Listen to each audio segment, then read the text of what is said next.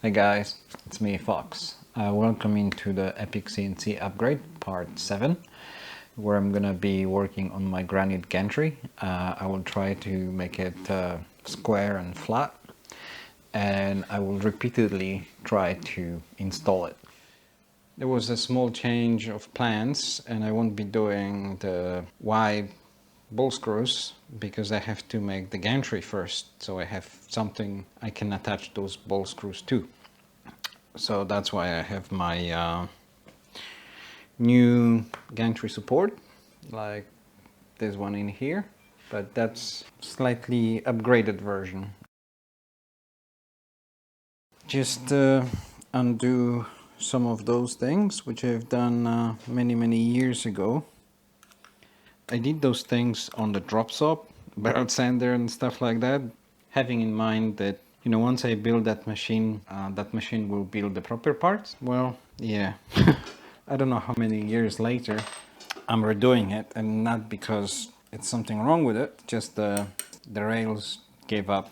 I guess now I know more about it, so I know how to make it much better.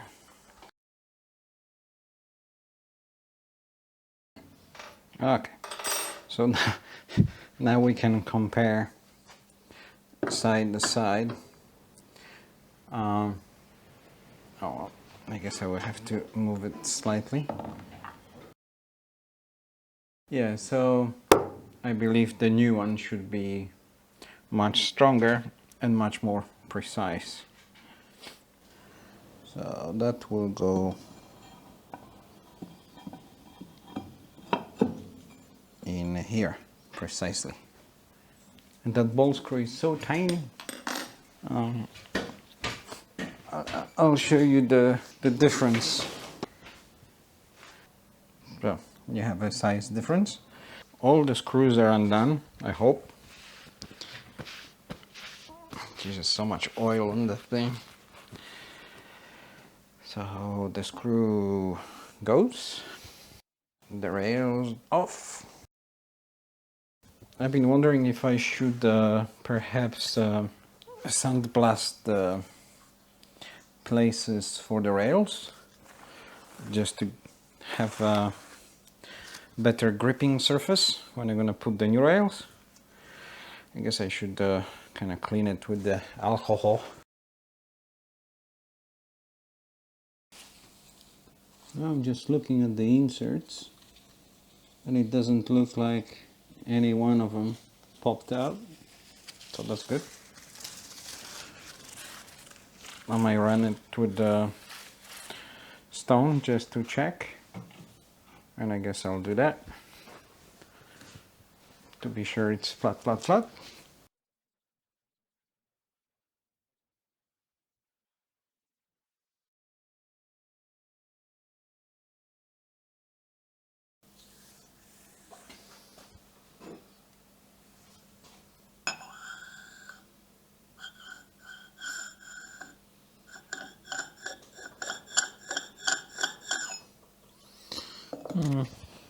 I guess I might have to do something with it. So I will drill the sticky bit out. I think something here might be a bit sticky.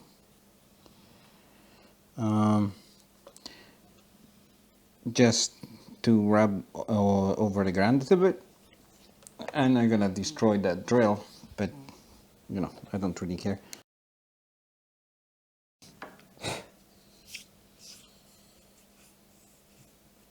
I want to put the chamfer on the Granite so I know the insert is lower.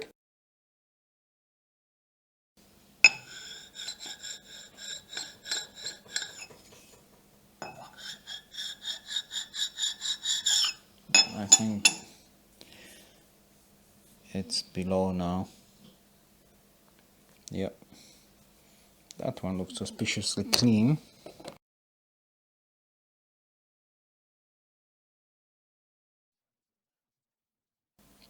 Here I think epoxy is sticking a bit too high, so I'm gonna do the same thing just to be sure the rails are resting flat on the Granite. Now I got obsessed. That was clean. Maybe. Okay, it's a new day.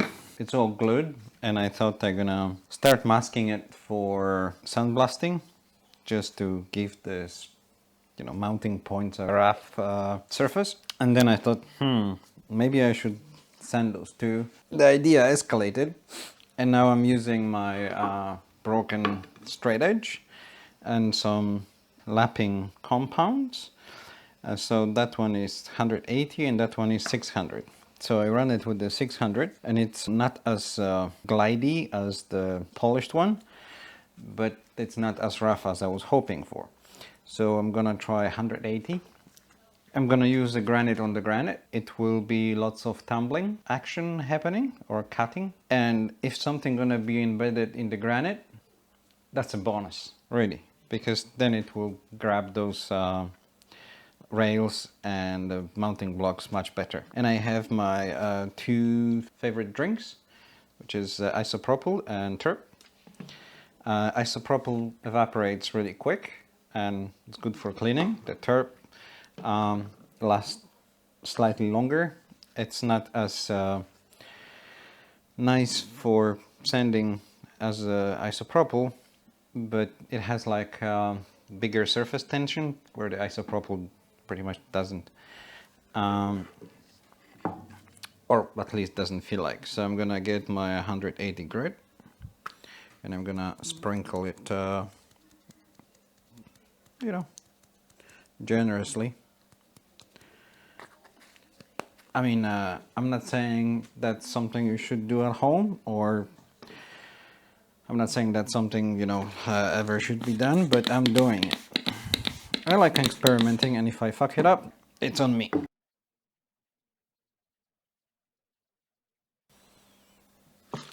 We're gonna switch to isopropyl. You have to spray it more often, but it really makes that nice slurry.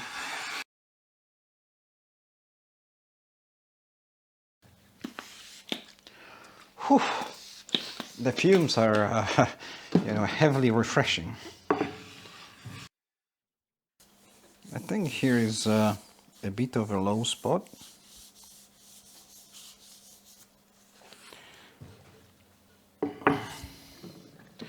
Maybe terp. I can't really handle the fumes of isopropyl anymore. Okay, let's see how it looks.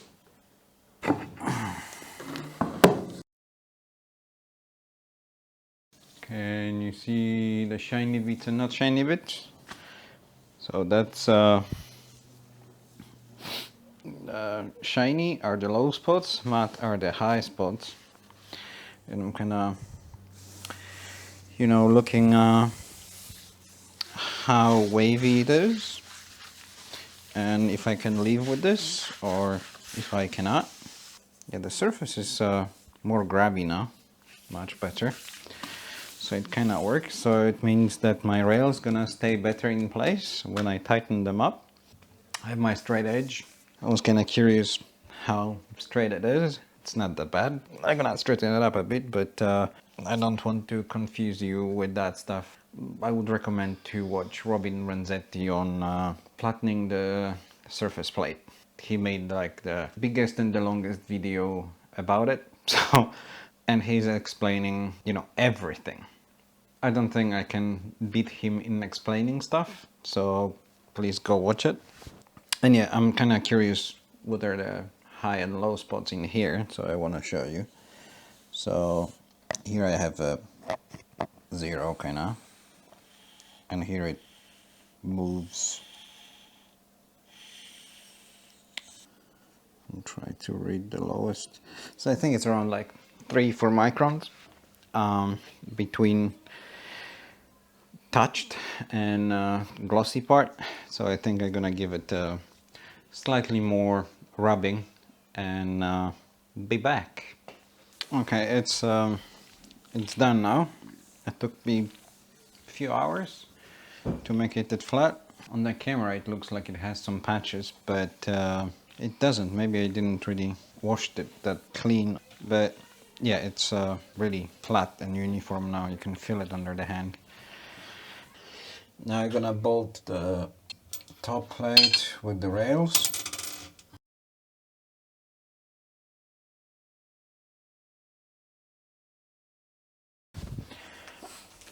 Okay, so I bolted it more or less. Maybe I should put like, nah, I'm just gonna move that rail so I can feed the gantry, and then I'm gonna close that side with the rails on the gantry. Yeah, let's do that. Okay.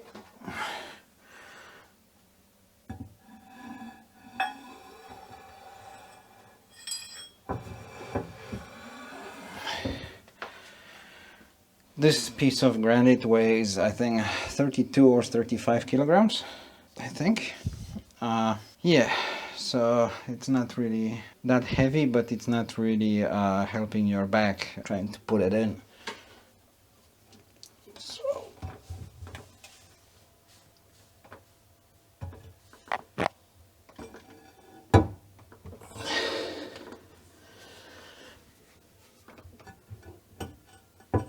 I'm trying to fit it in the slot.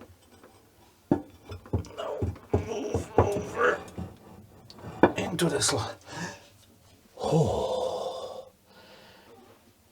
Now it would be good to bolt it straight, right? Okay.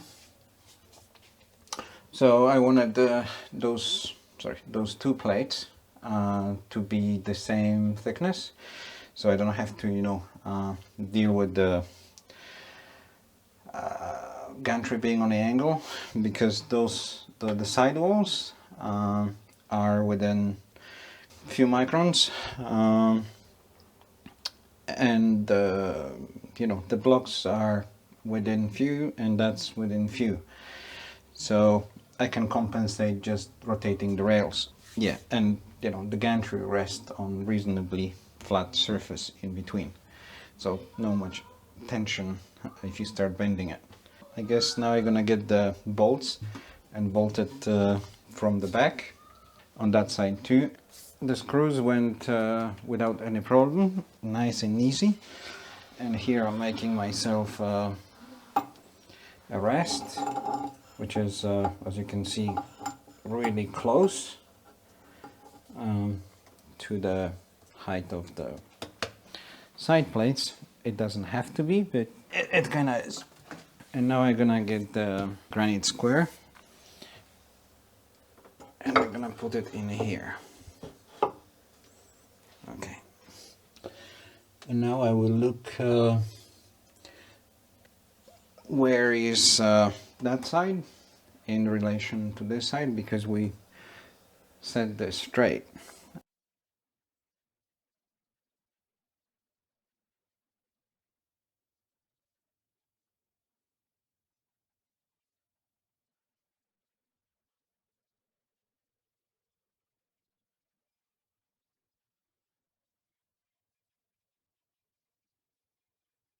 I think it looks like maybe the edges in here are not perfectly straight, so that's not ideal. You know, when you make so much stuff and you're assuming that, you know, everything is precisely freaking flat, and you forget about one thing that you haven't made, then boom. I'm suspecting that side makes it go on an angle, so I will have to remove the gantry and straighten the edges of it. I have it on a 2 surface plate. That's a bit nicer one. That's the one which I'm using for lapping and sanding, and I want to see if the top is in line with this plate. This thing is within few microns parallel to that side, so now I can use my block with kind of high confidence to check you know, where the angle comes from. So that's the straight edge, and the granite is like this. so it has angle leaning this way. So I have to trim it off somehow. I guess I would have to stick a piece of a sandpaper on a block like that, but the worst one.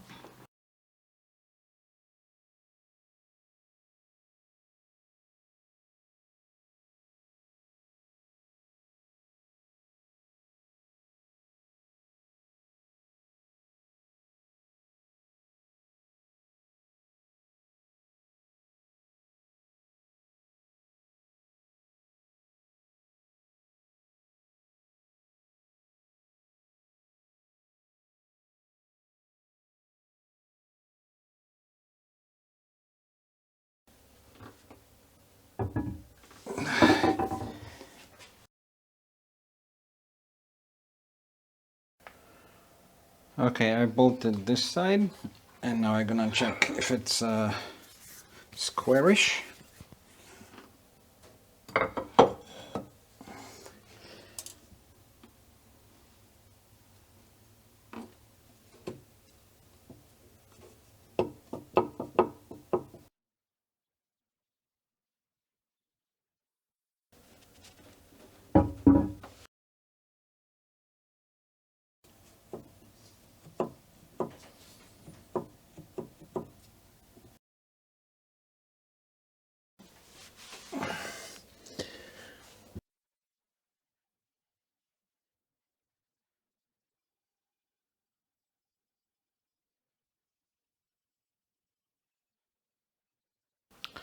Okay, I've been talking about the square laps, and I found one. Square clamp, whatever it is. I completely forget I had it. And believe it or not, I give, not too sure, maybe 15 minutes on this one. With, it's a silicone carbide lapping grit. I would prefer that would be a diamond, but meh, bummer. I was trying to embed this thing in the metal. It doesn't work, unfortunately. Yeah, so I'm doing this. Sprinkling it with alcohol. Then I'm spreading that thing over those lines.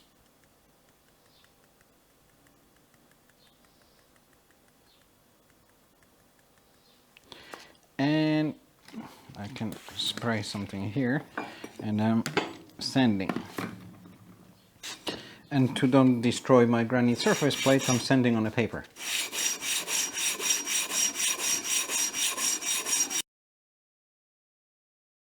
So I'm gonna be pushing the gantry from one side, and I have indicator here and here. Here it's in microns, but it will mark the part before taking a reading. So the spring in that one is like ridiculously strong. And I'm gonna get the tool, put it in here, and try to push it on that side and see when this will move compared to this one. So 10 microns, nothing.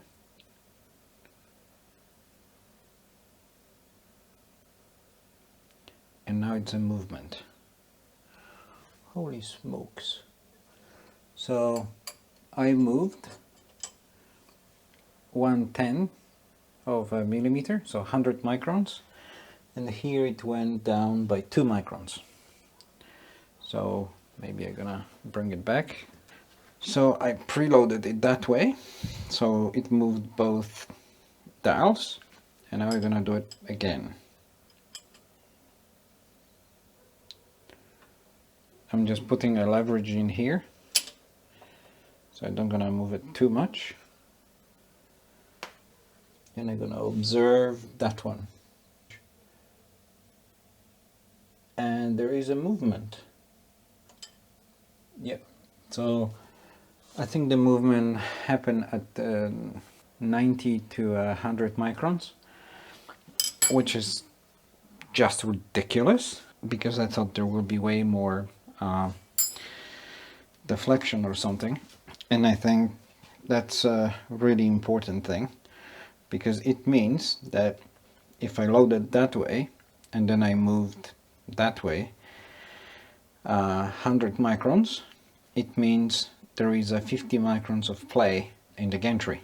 If you're making something so rigid, it's good to keep in mind that you have to square it like dead center, because then there is no aligning with the ball screws.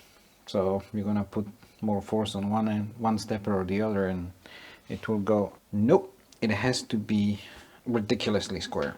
Good to know. I wasn't expecting that. I thought there will be like 3 millimeters maybe on the meter distance. I thought it would be way more than that. Looks like it's close to nothing, which is highly surprising. I mean, you know, I kind of make those sides extremely flat and square, so that kind of gives more contact and rigidity, which was a really good call. So I guess now I'm gonna start putting rails and things. In the next video I'll be mounting the rails and the ball screw on the gantry and try to adjust it, so please stay tuned and see you next time.